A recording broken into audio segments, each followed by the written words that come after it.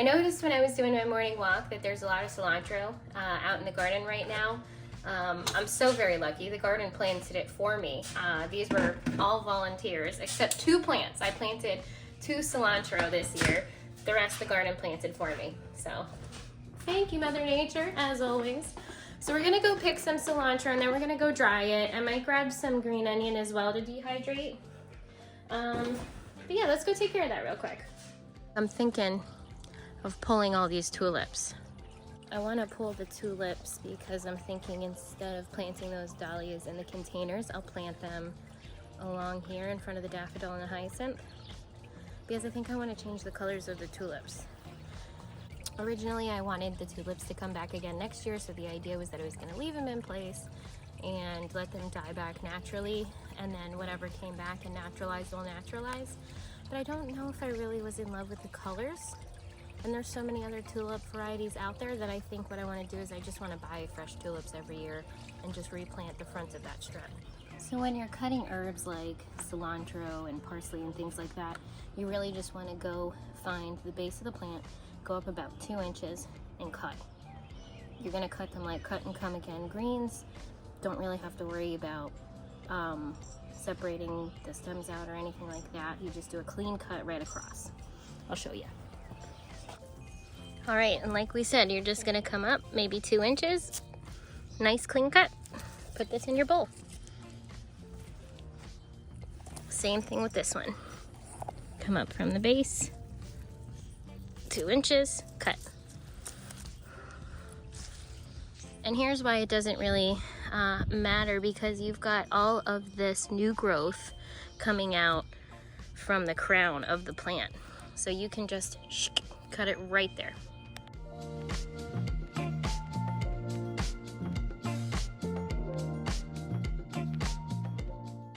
All right.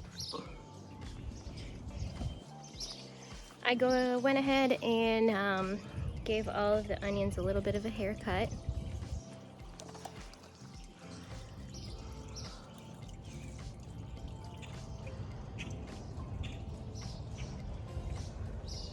There's mixed opinions on whether or not cutting the tops of your onions will actually make your bulbing onions smaller, but I don't know how I feel about that. Let me know if you have any strong opinions about that, because I just cut the tops off. They're starting to flop over, and I feel like the more leaves they push out, the more layers of the onion actually grows, so I feel like it might be a benefit. I'm not 100% though.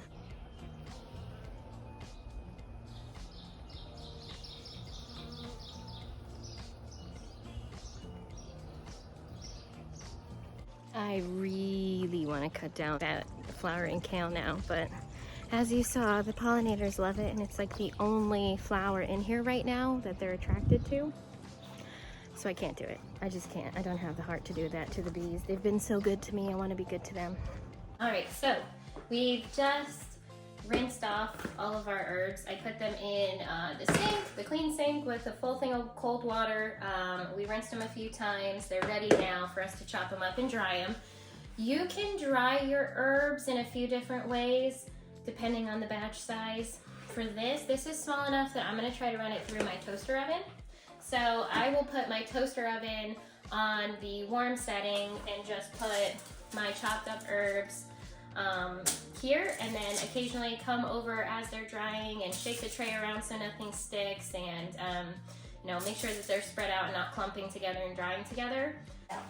Another way that you can do it, a very traditional way to do it, is people usually chop them in bunches, tie them at the ends, and hang them. I don't particularly do that because my son Julian would probably play with them, but that is one way to do it. Another way to do it is with an actual dehydrator, or check your oven. My oven does have a dehydrate setting, so if I was doing enough herbs to warrant sticking it in the oven, I could use the dehydrator setting. Check your oven, you might not need to buy a dehydrator. But I do have a dehydrator, just a cheapy one, and it works great for herbs. You're gonna wanna put it on the lowest setting to let them dry out. So let's get this chopped up and put on the tray.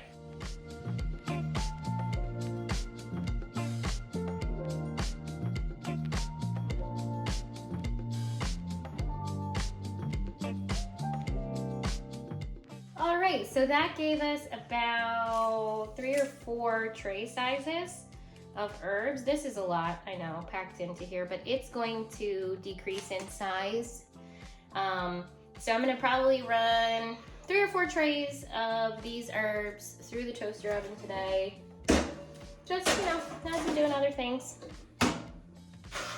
Turn that on for 20 minutes, and then I will come back when it dings and I will zhuzh it around. You could do it in 5 or 10 minute intervals if you're nervous. But yeah, that's it. Okay, so quick notes before you dry. So you saw me wash the herbs, chop the herbs. You want to dry the herbs. So what I mean by that is after you've washed your herbs and you've chopped them, they're still going to be wet. So you'll either want to dry them between layers of paper towels, or you can get a clean dish towel or hand towel, like I have a tea towel, whatever you call it. Lay them out, you know, in one big layer, and then come around occasionally and disturb it, you know, and mix it up, and it'll air dry basically the herbs for a little bit, and then you're gonna pile it up and run it through your dehydrator of choice. Okay? Don't forget that step. Otherwise, what's gonna happen is you're gonna have all this water underneath your herbs, and it's gonna cause steam. You're gonna cook the herbs. You're not gonna dry them, and that's not what we want to do. We want to dry them. We don't want to steam them and cook them. If you're not growing herbs, I highly suggest growing your own herbs. They're also a great starter plant for beginners, and usually very easy to sow from seed. Cilantro especially is very easy to sow from seed. So other things like flat leaf parsley, curly parsley, thyme is a great one as well. I love cooking with fresh thyme. This year I've got oregano in the garden, so we're going to be able to preserve oregano as well. I think the best thing about growing a vegetable garden is actually growing herbs in your vegetable garden to cook with. So you don't have to combine green onion and cilantro like I did. You can take your favorite herbs, store them separately, use them for a variety of different uses.